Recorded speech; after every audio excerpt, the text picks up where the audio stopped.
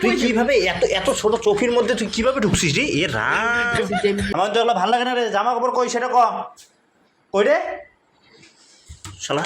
এ দেখছিস এ রাম, চোখ নিচে কেন ঢুকছিস তুই? দিব না জামা কাপড় আমি।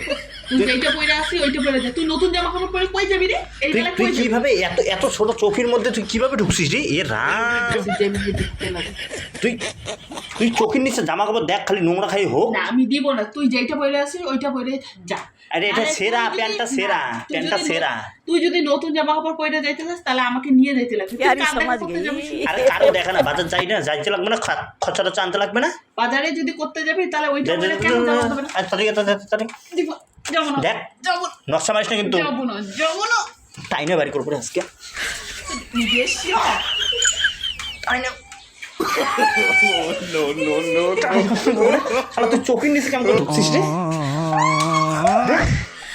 তোকে দিব না। জামা কাপড় দে। আমার প্যারান থাকতে তো জামা কাপড় দিব না। তুই কোন না না, তুই তুই দেখা করতে এত যাবি? একটা মুটকি চেংড়িটা, এর জন্যে। তুই চোখের নিচে কিভাবে ঢুকছিস? তুই দেখা করতে যাবি এর জন্যই না জামা কাপড়গুলো দে, দেখ এমন করিস না। তাহলে তুই নতুন জামা কাপড় পরলে আমরা নিয়ে যাবি সাথে? হ্যাঁ নিয়ে যাবো, দে চল। সত্যি নিয়ে যাবি? তোর মতন আহামক দেখিনি, চোখের নিচে ঢুকছিস, এত ছোট চোখের নিচে তুই কি করে ঢুকছিস?